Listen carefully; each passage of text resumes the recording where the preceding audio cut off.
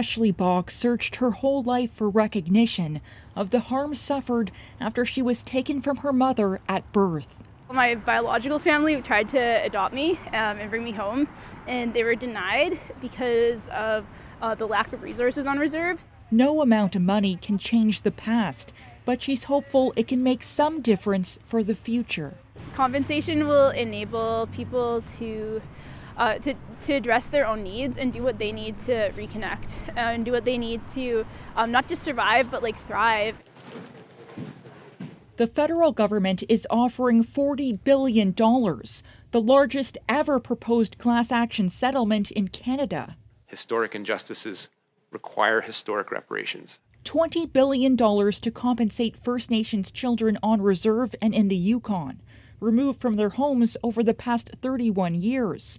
Parents and caregivers would also be compensated, as would any child denied services, such as accessing medical equipment under Jordan's principle. I acknowledge your pain and your loss, the loss of time, and family life with your siblings. I'm sorry you didn't have that. No, we're going to do it together.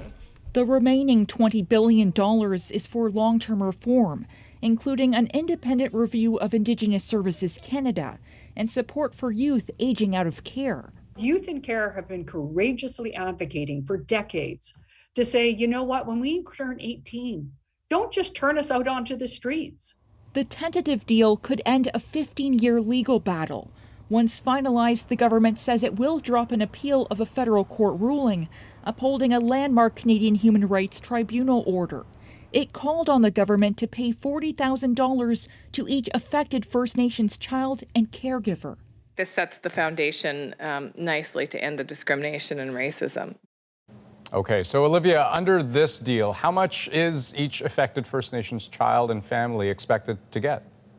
Well, Andrew, the federal government says everyone covered by this agreement is expected to get at least $40,000 and potentially more based on a formula they still have to develop for compensation. The parties have agreed to negotiate these final details until the end of March.